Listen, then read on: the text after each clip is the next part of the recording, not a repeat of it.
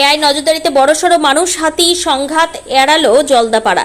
15 মিনিটে পৌঁছে পরিস্থিতি সামাল দিল বন দপ্তর।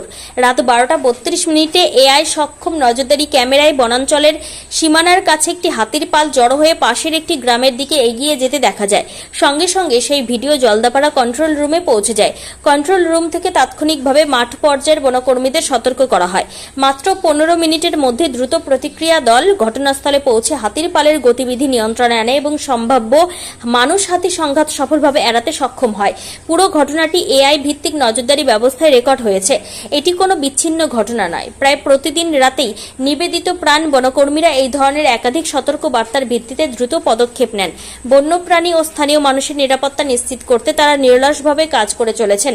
আধুনিক প্রযুক্তি এবং মাঠ পর্যায়ের কর্মীদের অক্লান্ত প্রচেষ্টার সমন্বয়ে বন্যপ্রাণ সংরক্ষণকে আরও শক্তিশালী করছে এবং মানুষ ও হাতির শান্তিপূর্ণ সহাবস্থান নিশ্চিত করতে গুরুত্বপূর্ণ ভূমিকা পালন করছে।